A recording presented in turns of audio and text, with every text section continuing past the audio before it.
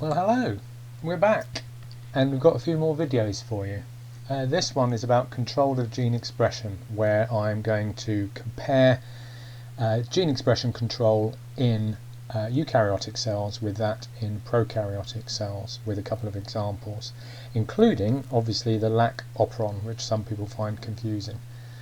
So making a start, first of all, everybody happy that DNA makes RNA, which makes protein. So DNA is transcribed into transcription with RNA polymerase making RNA, and then the RNA is translated, and translation occurs in the ribosomes to make the proteins. Now I'm going to start with eukaryotic transcription, and I've picked the human lactase gene for a particular reason which will become obvious later.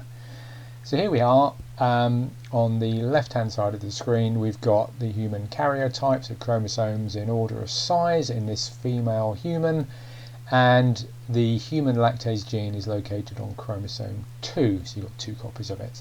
Then we've got a larger version of chromosome 2, and the gene is about halfway along, and then we've got a representation of the lactase gene. Now lactase is an enzyme, and lactase converts lactose disaccharide into monosaccharides, glucose and galactose, which feeds back to your molecular structure lessons early in the course. Right, let's have a look at this gene. We've got a promoter region at the beginning of a sequence of around about 60,000, 70,000 base pairs. So promoter region first, and then these thicker blue lines represent the exons, and the slightly thinner blue line represents the introns. So the exons have the coding regions, and the introns are the bits in between those coding regions. Now the human lactase gene is transcribed when transcription factors bind to the promoter region and encourage or activate the binding of RNA polymerase. So the promoter region is very important in controlling when the RNA polymerase binds. Now let's consider 2 different genes. They will have different sequences in the promoter, and that will encourage the binding of different proteins, different transcription factors. Those transcription factors will control the gene transcription rate, switch it on and off, speed it up, slow it down, restrict it to certain tissues. So we've got gene A has got different transcription factors in different positions. Quite often the ones on the left, the DNA loops round and everything comes into a little bundle and clips onto the RNA polymerase, and then off that goes. Right, here's an analogy of transcription in different cells.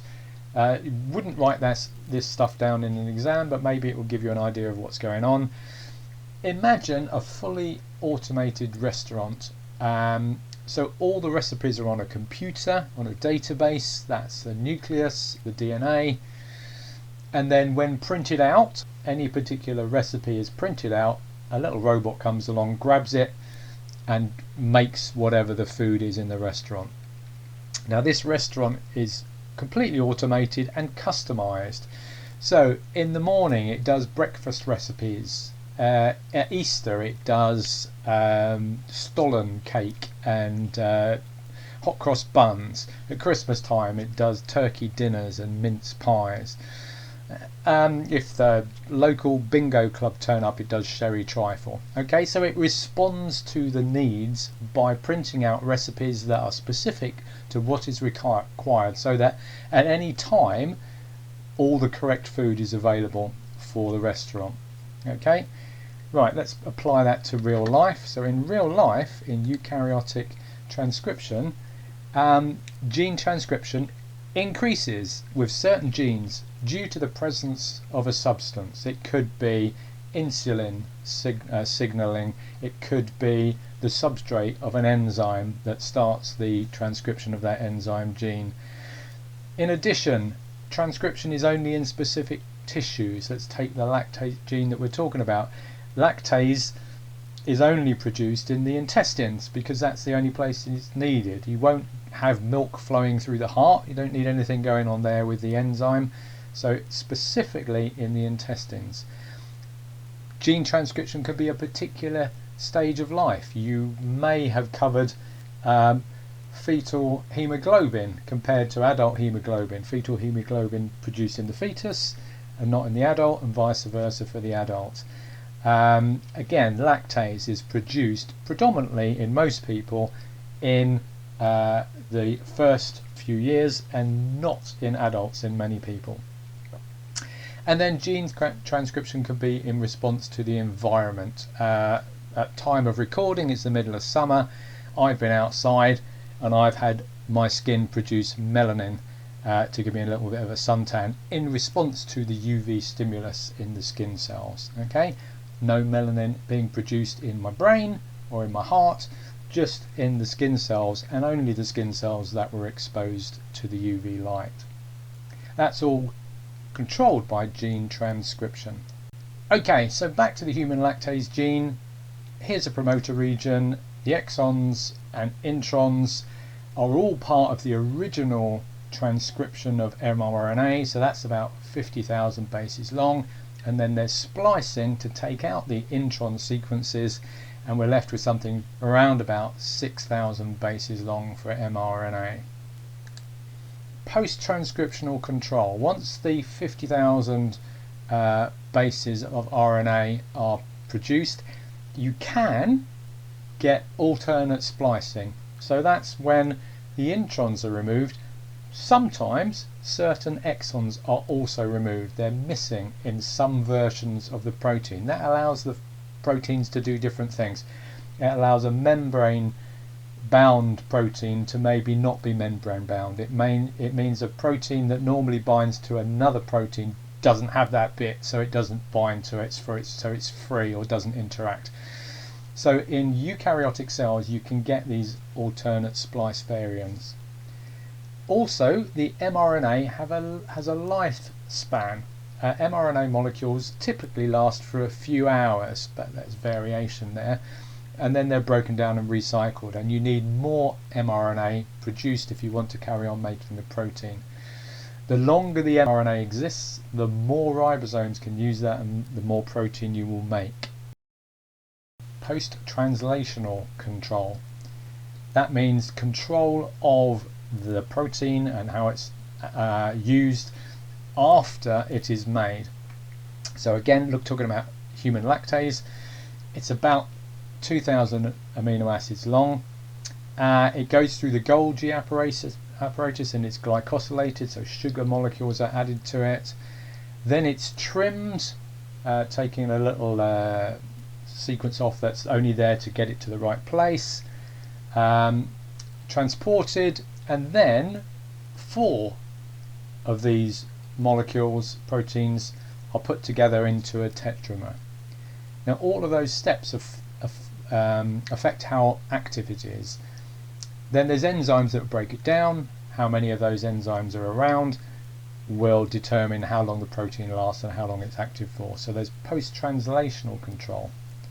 For other proteins, you can also get activation. So for example, in part of your course you learn that protein kinases can be activated by cyclic AMP in response to adrenaline, for example. So not only is it the amount of protein that's produced, but it's how active it is that can be controlled.